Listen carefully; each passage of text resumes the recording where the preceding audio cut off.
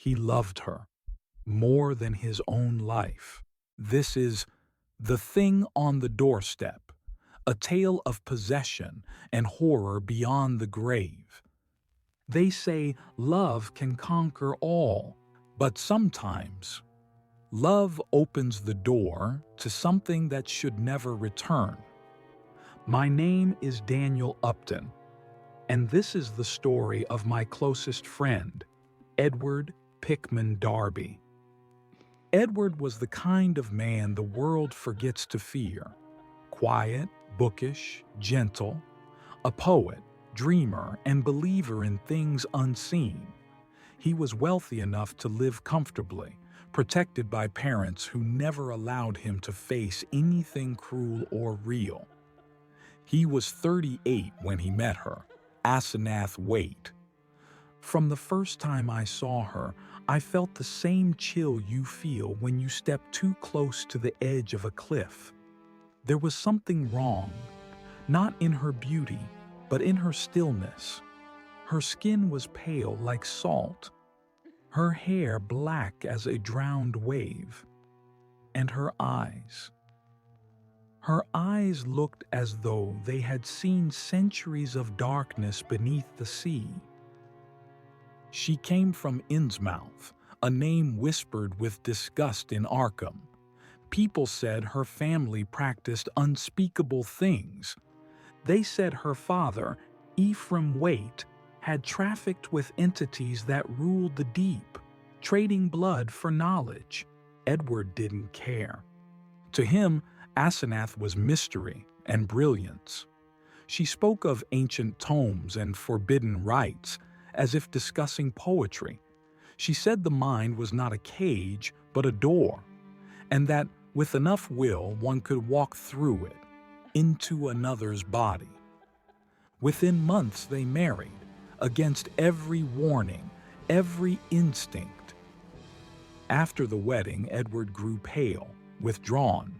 His eyes, once warm and full of curiosity, turned glassy, uncertain, almost frightened. When I spoke to him, he often drifted, as if his thoughts weren't his own. Once, at dinner, I noticed a trembling in his right hand. When I asked if he was unwell, Asenath's gaze cut through the room, sharp, cold, possessive. Edward immediately smiled and said he was fine, but I knew he wasn't.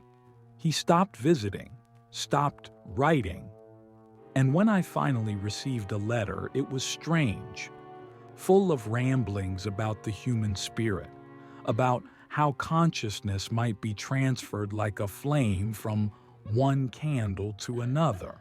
When I confronted him, he laughed nervously and said, "She's teaching me how to expand my mind, Daniel, how to become more than human." There was something behind his words, fear or surrender. He began forgetting things, entire days. Sometimes he'd appear at my home, exhausted and dazed, with seaweed tangled in his coat, claiming he had no memory of how he got there. When I asked if he'd been to Innsmouth, his voice broke. "I don't remember," he whispered, "but the tide, I can feel it calling." That night, before he left, he said something I will never forget. "Daniel," he murmured, "promise me, if I ever come to you, and something feels wrong, don't let me in." Weeks passed, then months. Edward grew more and more like a ghost of himself. People in Arkham began whispering about lights seen flickering in his windows late at night, about voices chanting in languages no one recognized. I received one last letter. The handwriting was his, but the tone, it wasn't Edward. It spoke of crossing boundaries and the liberation of the soul. It said he was finally ready. I went to see him. Asenath opened the door. She looked different. Her voice was lower, her movements stiff, her eyes hidden behind heavy lids, as though Something within was trying to stay asleep. Edward appeared behind her, pale, thin, his face hollow. When I met his eyes, I knew immediately. The thing standing before me was not entirely him. His voice trembled as he spoke. "She's inside me, Daniel. I feel her when I sleep, when I breathe. She's learning how to take me completely." He begged me to believe him. I didn't know how. A few nights later, during a storm, I heard 3 knocks on my door. When I opened it, Edward was standing there, drenched, trembling, and smiling faintly. "Daniel," he said, "please let me in." Something in his tone froze me. It wasn't just his voice, it was hers. I saw it then. The faint shimmer in his eyes, the cruel curve of his lips, expressions that had never belonged to Edward. I slammed the door shut.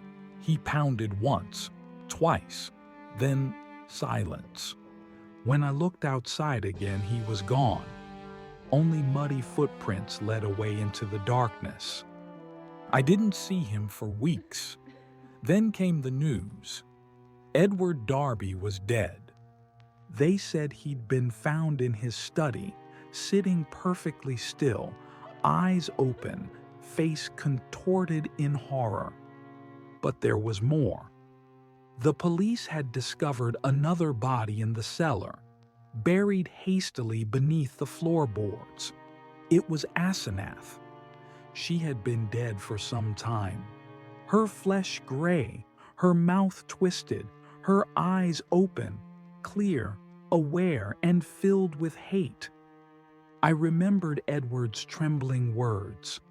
"She's trying to get inside me." She had done it. The truth struck me like a hammer. Asenath Waite, daughter of Ephraim, last of the cursed bloodline of Innsmouth, had done what no mortal should. She had transferred her mind into Edward's body, trapping his soul in her rotting corpse. She had escaped death, wearing his flesh. The coroner said something strange. Edward's body bore signs of decay that didn't match the time of death, as if the soul inside had already been dead for weeks. I couldn't sleep. Every time I closed my eyes, I saw Edward's face, or what was left of it, staring at me, whispering with her voice. I went to his house one final time. The front door was ajar. The air reeked of salt and decay. Books lay open across the floor, grimoires filled with strange symbols. And on the wall, scrawled in trembling handwriting, were the words, "She knows the way back." In the study, I found a photograph of Edward and Asenath, smiling, taken before the wedding. The edges were burned, as if someone had tried to destroy it but couldn't finish. A faint sound came from behind me, footsteps on the stair, slow, wet, uneven. I turned, and there, at the top of the stairs, stood Edward, or what remained of him. His skin hung loose, gray and lifeless. His eyes were wrong, the pupils faintly glowing, the mouth moving in that same cold smile I'd seen on Asenath. His voice came low and hollow. "Daniel, I told you not to let me in." I ran. I don't remember how I escaped that house, only the sound of waves crashing in my ears and a woman's laughter following me into the night. They buried Edward and Asenath together in Arkham's old cemetery. The ground never settled right. Even now, the earth seems to pulse faintly, as if something beneath still moves. The caretaker left his post after claiming he saw the soil rise and fall, like breath beneath the dirt. I've never gone back. Sometimes, when the wind shifts from the east, I hear faint tapping at my door.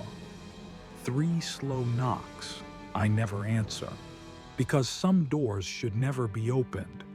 Once you let something in, it never truly leaves.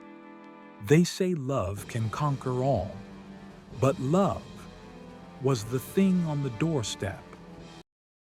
You have heard the whispers, but the darkness is never silent. Return again, and let the shadows find you. Subscribe if you dare.